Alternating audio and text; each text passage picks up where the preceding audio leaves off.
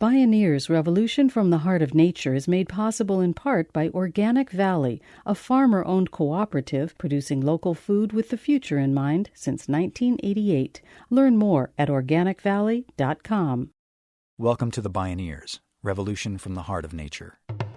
Broken places are my canvases. People's stories are my pigments. People's talents, creativity are the tools. The center of this is peace and compassion. It's sustainable, and the heart of it is the transformation of human heart. It's all alive. It's all connected. It's all intelligent. It's all relatives. We stand at the threshold of a historic opportunity in the human experiment to reimagine how to live on Earth in ways that honor the web of life, each other, and future generations. It's a revolution from the heart of nature and the human heart. In this series, The Bioneers, Revolution from the Heart of Nature, we celebrate social and scientific innovators with breakthrough solutions for restoring people and planet, creating a future environment of hope.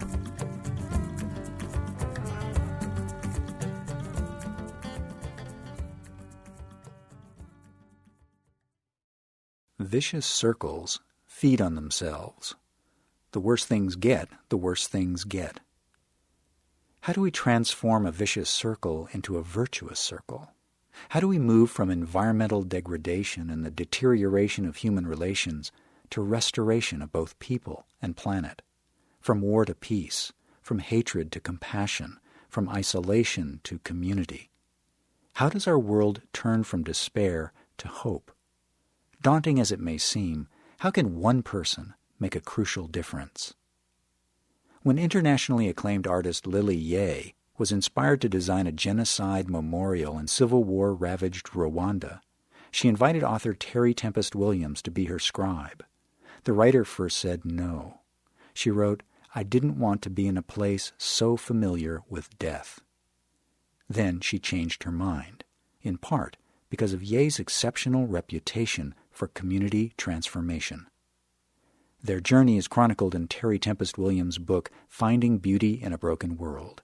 The title refers in part to Lily Yeh's approach to community healing through the creation of mosaics, taking that which is broken and creating something whole and wholly new and beautiful. This is Where Angels Fear to Tread, making art that heals the broken places. My name is Neil Harvey. I'll be your host. Welcome to the Bioneers, Revolution from the Heart of Nature.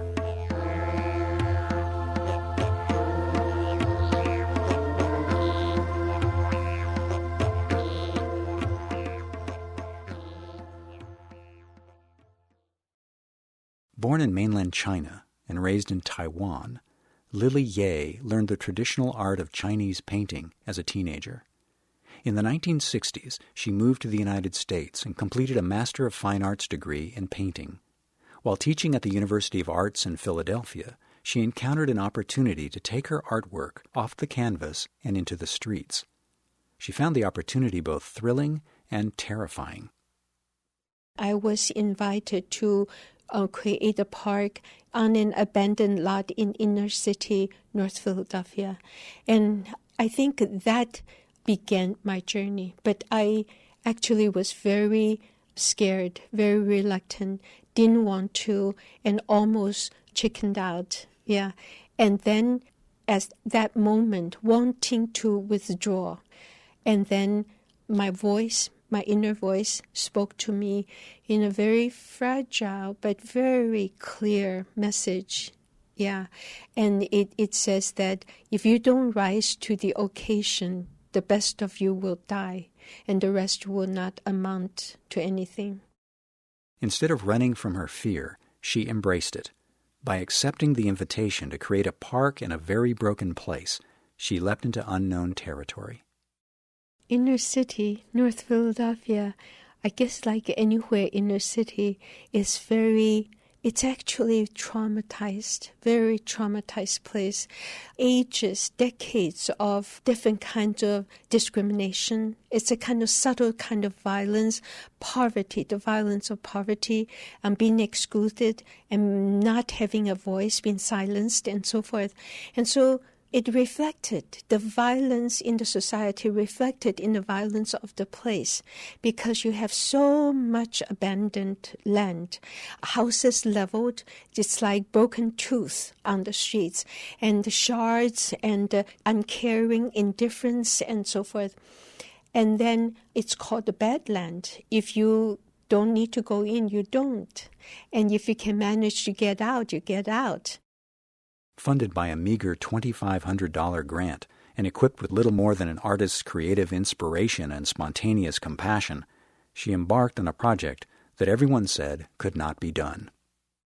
But it's that voice said that you need to rise to the occasion. And I knew innately this maybe is the gateway leading me to my life.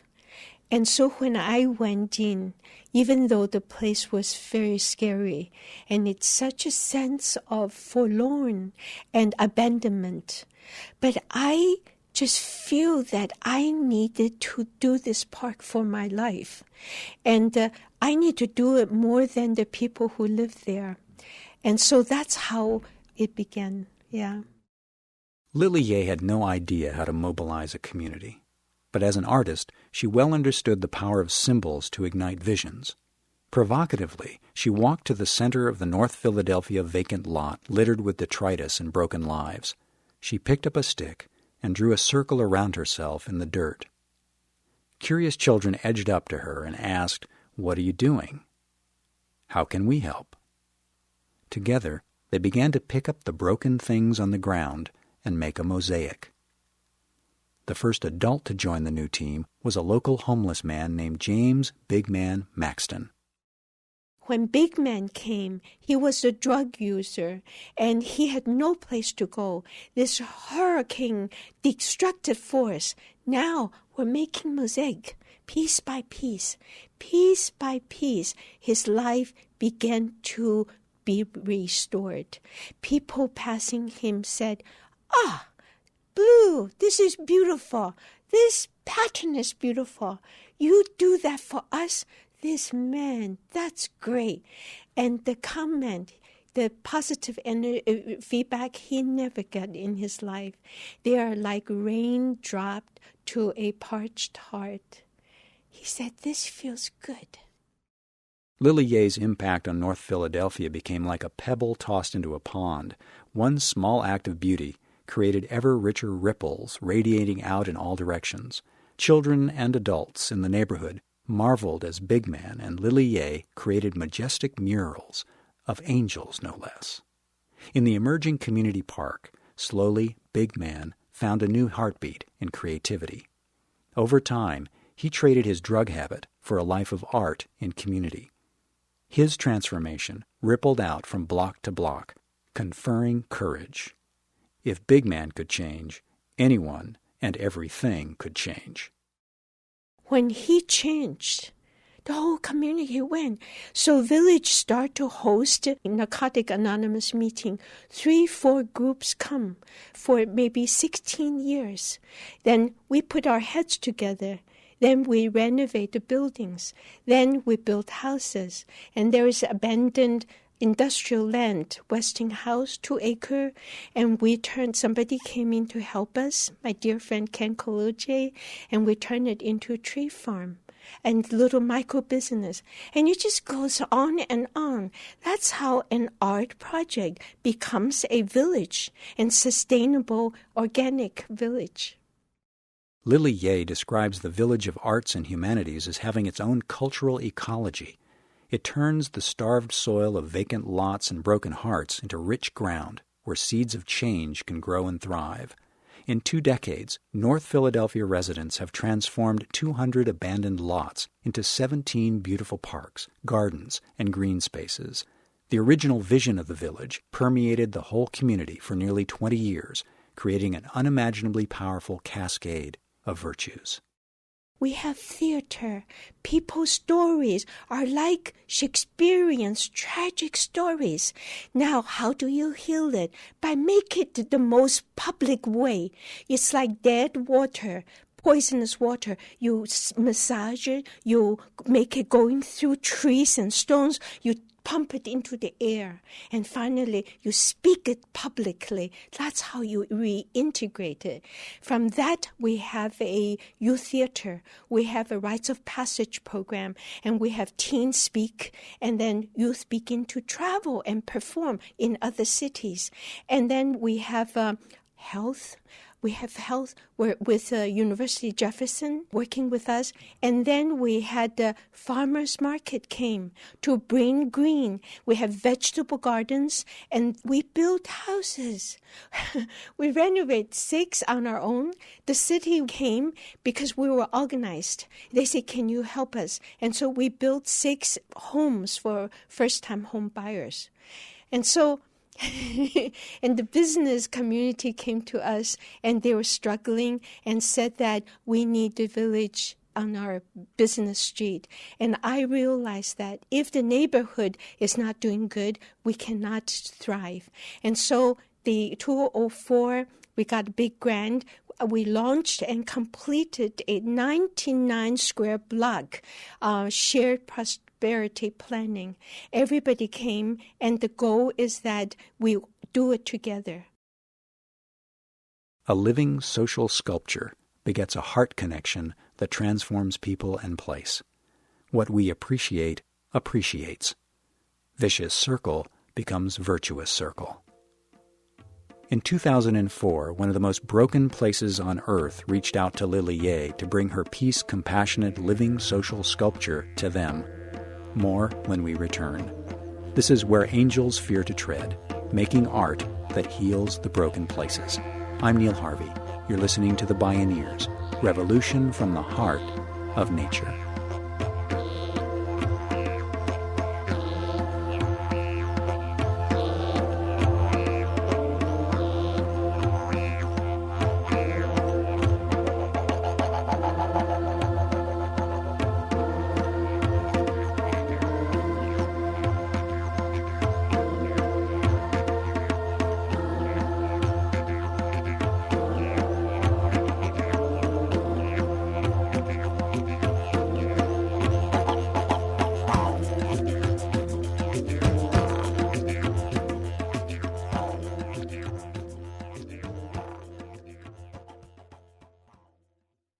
You can download this and other programs on the radio pages at Bioneers.org. In Philadelphia's Village of Arts and Humanities, Lily Yehs had shown how making community art can help heal poverty and rebuild community and the land. Now the strength of that transformative action would be put to the acid test to help heal the aftermath of the grisly genocide of Rwanda. In the spring of 1994, in the space of 100 nightmarish days, an estimated 800,000 Rwandans were slaughtered by their tribal neighbors. Most of the dead were Tutsi tribal members. Most of those who perpetrated the violence were Hutus. 16 years later, the country and its people are still ripped apart. 1.7 million displaced Hutus afraid to return for fear of reprisals. 130,000 in prison upon suspicion of perpetrating acts of genocide, 400,000 widows, 500,000 orphans. Why did I go to Rwanda? I was at an international conference. I heard my guide, Jean Bosco Musana, his voice describing the suffering of Rwanda people touched me so much.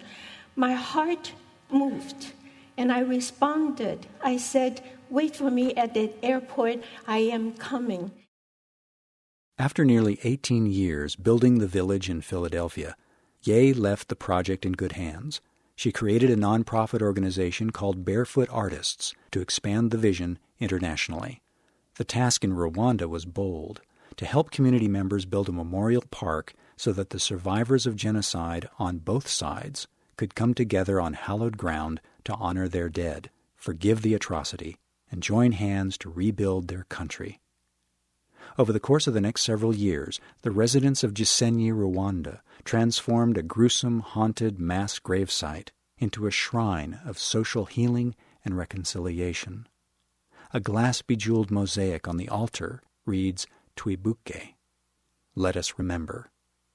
Lily Yehs spoke about the Rwanda Healing Project at a recent Bioneers conference. When I first went there, it was very grave and sullen and no smiles and no colors. 100 families, 2 faucets, and sometimes the faucet breaks down. They have to walk 2-3 miles for a jerrycan of water of polluted river. And how do you communicate when you don't speak the language, not shared history? Art. You show the children the beauty, inspire them. They paint. I brought volunteers, and so we get the colors and we get children to paint. I put the best of their work on the wall. They become public art. This is how art is not imposed, but rooted in the community. How do you honor and respect the local people and honor the children? Before, it was just a place they temporarily stay. And now it has character. It's their home. They identify. And it's a painted village. A little child painted a bowl about 2 inches long. And then I make it so big, very truthful to the drawing. European cows, because it gives a lot of milk. And this is a place on the edge of starvation and stunt growth. So I made the uterus extra large and 7 kids to give out a lot of milk. Okay. Community continued to paint their dreams, computers, cars, motorcycles, and goats. And lo and behold, sometimes dreams come true. Every family now has a goat. My friends in Philadelphia in Christmas time say, what can we give? Give goats. And now goats give birth to little goats and creating resources. This is how culture creates assets. Rain, water. Water is life. No water, no life. Yet Rwanda has resources. They have 2 raining seasons. So Barefoot Artist was able to manage, get the resources, get funding, and then help them to get rain harvest tank. Every family now has access to good water, and then with solution, they have safe water. You see, making art in destitute place is like making fire in the dead, cold night of winter. It gives out warmth, gives out light, gives direction, and rekindles hope. And so, Engineer Without Borders, and they build wonderful sanitations. Every family has clean sanitations. Volunteer Alan Jacobson inspired create sunflower seeds oil production business. A person from NIT teach them turn banana leaves into charcoal. And $4,000 launched the micro business loans. Now, people taking out loans and have little business and have a way to life and start to make money, start to have jobs. The older women, 45 years and older, they say, with no job, no income, no money to buy soaps, we need help. We want to learn traditional basket weaving. I say, go and do it. So they learn the traditional way of doing it. Harvesting yucca, beating it, scraping it, washing it in soap. And so many children watching. I say, put them to use, get them to draw and to document the whole process. And that's how you preserve the living museum, preserve the local culture, pass it on to the younger children in active role. And when you build a project, it's never linear. You need to respond to wherever people need to make it sustainable. They cannot see. How could they weave? So we invite the eye doctor come, and everybody has nice eyes. So they feel so proud, now they can see. And then they come together. When they weave together, they bound sistership. sisterhood, and then support group for each other. And there is hope for the future. A group of young orphans, their parents killed when they were 7 to 10 years old, destitute and no way to make a living. They say, we want to learn sewing. And now they sew beautiful things. 18 months intensive training. In the community parade, they are so proud displaying what they sew. See, whatever they sew. And then people dance. And now, after 18 years, they graduated into launching a business. Barefoot artists manage and give them business. Everyone has a sewing machine. So now they can make a living, provide for the family. The most recent but powerful, we managed to sponsor a solar energy engineer, Richard Kam. He came and taught them solar energy production.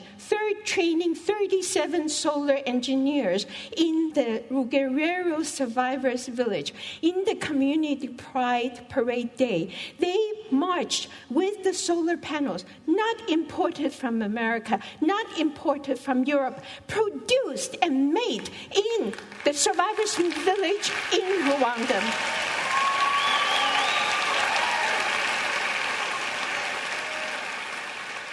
Paint dreams and they come true. Art lights a fire in the dead cold night of winter that gives warmth and light, direction and hope. Community pride, sisterhood, solar power from the inside out. By rearranging the broken pieces, this social mosaic from the heart fulfills a universal human longing to be connected with each other, to become whole, to create beauty from the heart of nature. I feel the most urgent issue is working on human transformation. And then when you do art, it is so non-challenging. Human beings are so frail. We are so don't want to lose face. We have such false sense of dignity and wanting to hide our imperfections. And so that's why broken places are so powerful, because we are laid bare. We have nothing to hide behind it.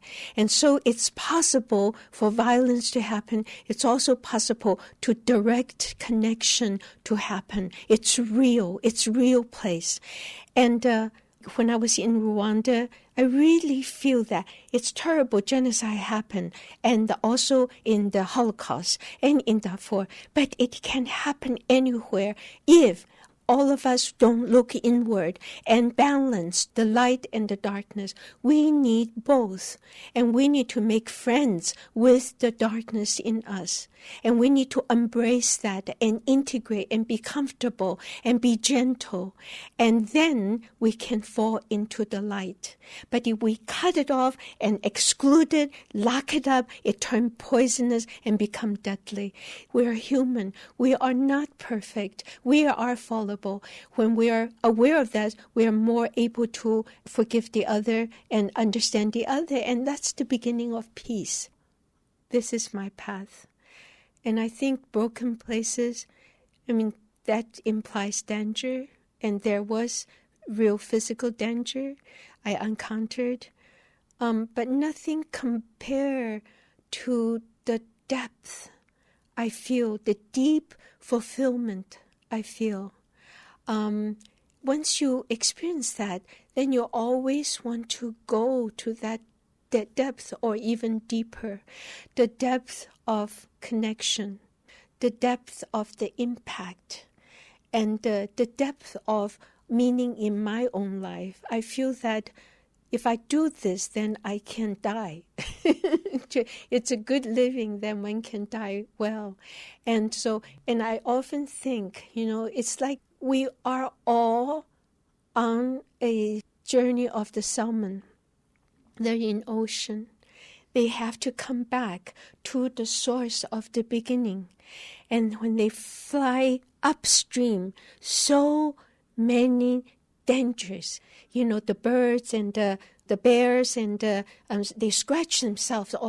I was so moved by watching that one in Alaska. And yet then they have to go back. It's nature. It's nature's call. And then they finally managed. They change form. They are transformed. They give birth. Then they die to nurture the next generation, to nurture the forest. So I feel that it's life's calling. That's my life, that I need to go to that depth to fulfill it.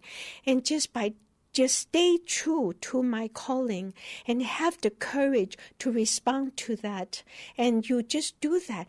And it changed, like salmon. They die, they nurture their young, they go back to the ocean, and they feed so many other species, and they feed the forest. And that gives out the air that could protect the earth. I mean, one person is powerful. One living being is powerful just by stay true to our nature and just by dare to respond the call and follow. I mean, look at Gandhi. Follow his truth, and he changed the world and give all of us courage. It's like that.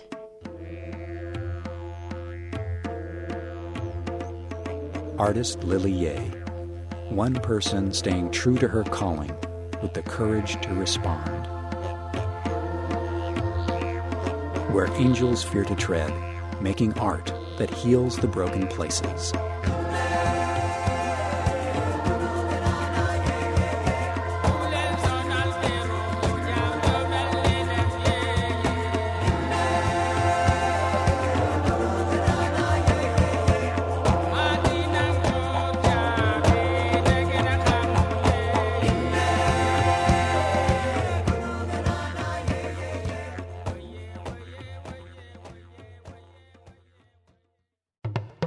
Downloads of this program and many other Bioneers radio shows are available on the radio pages at bioneers.org or by calling 1-877-BIONEER. That's 1-877-246-6337. Visit Bioneers.org, where you can learn how to attend the annual October Bioneers National Conference and local Beaming Bioneers conferences, purchase the radio series, conference CDs and DVDs, and Bioneers books.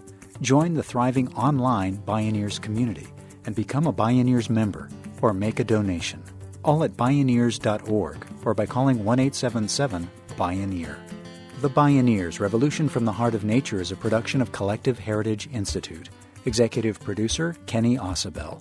Written by Catherine Stifter and Kenny Ausubel. Senior producer, Neil Harvey. Managing producer, Stephanie Welch. Production management, Aaron Leventman and Chuck Castleberry. Station relations by Creative PR. Distribution is by WFMT Radio Network. Original recordings provided by Focus Audio Visual. Interview recording engineer, Jeff Westman. Our theme music is taken from the album Journey Between by Baka Beyond and used by permission of Hannibal Records, a Rykodisc label. Additional music was made available by Rasa Music at www.rasamusic.com. For more music information, please visit Bioneers.org. The opinions expressed in the Bioneers Revolution from the Heart of Nature radio series are those of the presenters and are not necessarily those of Collective Heritage Institute, the underwriters, or this radio station. My name is Neil Harvey. Thank you for listening. I invite you to join the Bioneers in inspiring a shift to live on Earth in ways that honor the web of life, each other, and future generations. This is program number 1310. Bioneers, Revolution from the Heart of Nature is made possible in part by Organic Valley, a farmer-owned cooperative producing local food with the future in mind since 1988. Learn more at organicvalley.com.